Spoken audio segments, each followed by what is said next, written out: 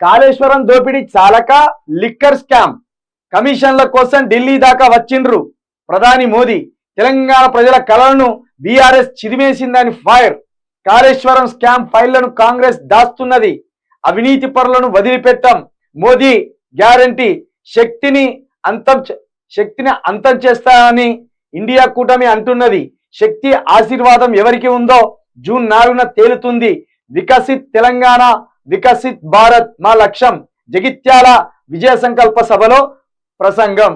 అసలు మోడీ మాటలు ఎంత మైకాన్ని కలగజేస్తాయంటే, ఎవరైతే హిందుత్వం అనే ఒక పిచ్చితోటి ఉంటారో, మతం అనే దాన్ని మన మైండ్లోకి ఎక్కించుకొని ఎవరైతే మోడీని చూస్తారో ఇక ఇంకింత ఆయన హిప్నటైజ్ చేస్తారు.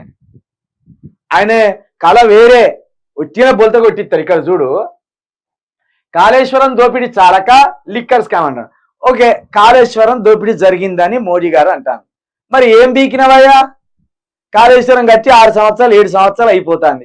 మరి నువ్వే కదా ఉన్నది, నీ జలశక్తి మండలి చైర్మన్ కదా వచ్చి కాళేశ్వరం అతి గొప్ప ప్రాజెక్ట్ ఇది అని చెప్పింది. పొగిడింది మీరే, అనుమతులు ఇచ్చింది మీరే, కడతా అంటే చూసింది మీరే. పగుళ్ళు వచ్చినాయి 4 సంవత్సరాల కాంచాలి కొంతమంది మేధావులు అరుస్తుంటే చూసింది మీరే. ఇప్పటి వరకు కాళేశ్వరం మీద చర్యలు లేవు. జరిగితే ఊకున్నా మీరు? లిక్కర్ స్కామ్ అంటారు కదా, 100 కోట్ల మనీ లాండరింగ్ జరిగింది అంటారు కదా. 100 కోట్లకే పట్టుకున్న వాళ్ళు మీరు, మరి 1,00,000 కోట్ల ప్రజాధనం వృధా అయితే ఎందుకు పట్టుకోలేకపోయిన్లు? అంటే ఇదే తెలంగాణ మీద, ఇదే సౌత్ నాయకుల మీద మీకున్న అక్కసేందో అర్థమవుతుంది. తెలంగాణ నుండి ఒకడు ఢిల్లీని శాసించే స్థాయికి పోతాడంటేనే మోడీకి ఉత్సాహపడ్డది. తెలంగాణ నుండి ఢిల్లీని శాసించొద్దు ఎవడు, ఆంధ్రప్రదేశ్ నుండి ఢిల్లీని శాసించొద్దు ఎవడు, తమిళనాడు నుండి ఢిల్లీని శాసించొద్దు ఎవడు. వీళ్ళే ఢిల్లీ నుండి వచ్చి, వీళ్ళే గుజరాత్ నుండి వచ్చి మనల్ని శాసించాలి. సరే, కాళేశ్వరం దోపిడీ జరిగింది అంటున్నావు. ఇకంచెల్ రాజకీయ నాయకులు అటు పోతే ఓర్చుకుంటలేమో అంటాను. ఇవి విమర్శలు అనుకోవచ్చు నాలాంటి మాట. మరి కాళేశ్వరం దోపిడీ జరిగితే ఏం జరిగింది? ఎందుకు పట్టుకోలేకపోయినావు? అధికారం నీ దగ్గర ఉంది, అది నువ్వు సమాధానం చెప్పాలి. కమిషన్ల కోసం అంటే ఢిల్లీ దాకా వచ్చిందట, పోగానే ఈయన తీసిస్తారు. మరి ఢిల్లీ నుండి ఏ కమిషన్ల కోసము అమిత్ షా కొడుకు వచ్చి మా రేవంత్ రెడ్డి తోటి ఇదే కాంట్రాక్టర్లు కుదుర్చుకున్నాడు? ఏ కమిషన్ల కోసం? అంటే తెలంగాణ సొమ్మంతా దంచకపోవచ్చు. అటు ఆడికి పోయి మా బిడ్డలు కనుక వ్యాపారం చేస్తే చిన్న చిన్న లొసుకులు లాగి 100 కోట్లు అయింది, ఇలా 150 కోట్లు అయిందని లాగాలి. మోడీ నీ నీ నీ పిచ్చి మా ప్రజలకు కొంచెం ఎక్కింది, మా తెలంగాణ ప్రజలకు కూడా నీ పిచ్చి కొంచెం ఎక్కింది. దయచేసి తెలంగాణ ప్రజలారా, మోడీ మన చిన్నాయన కాదు, మన పెదనాయన కాదు, మన అవసుట్టం కాదు, అయ్యసుట్టం కాదు, గుజరాతోడు.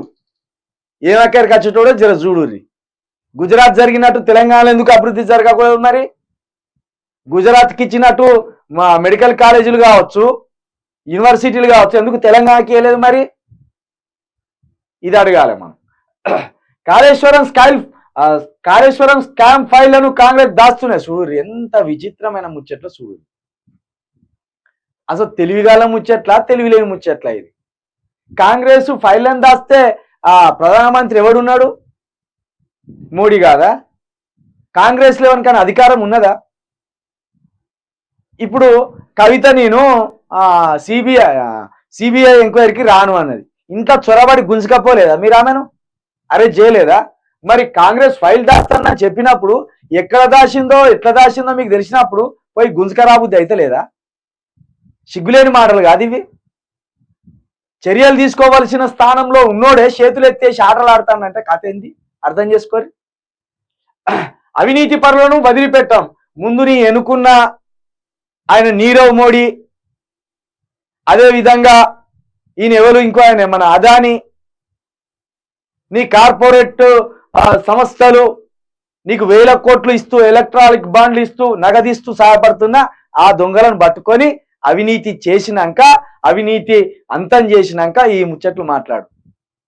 నిన్నగాక మొన్ననే ఈ బీఆర్ఎస్ లో ఉండి బీజేపీలోకి వచ్చిన దొంగలు అవినీతి పరులు కాదా? ఏం మాట్లాడుతాను? శక్తిని అంతం చేస్తామని ఇండియా కూటమి అంటే ఈయన శక్తి అట. ఈయన వెంకటేశ్వర స్వామి. శివుడు, ఈయన మహాశక్తి, ఈయన శక్తి అట ఈయన. పిచ్చి నువ్వు, వెర్రి, ఉన్మాదం. ఇక్కడ ఉన్న పుతిన్ కంటే డేంజర్ నువ్వు. పుతిన్ కంటే డేంజర్. పుతిన్ అక్కడ పేదరికాన్ని నిర్మూలించిండు. పుతిన్ నీ అంతనే కాదు, నీ అంతా కాదు. వికాసిత మొత్తం శ్రీకర్ తెలంగాణ అవుతుందిరా నాయన అంటే వికాసిత అట. వికాసిత ఎక్కడ వికాసిత, ఎవరికి వికాసిత?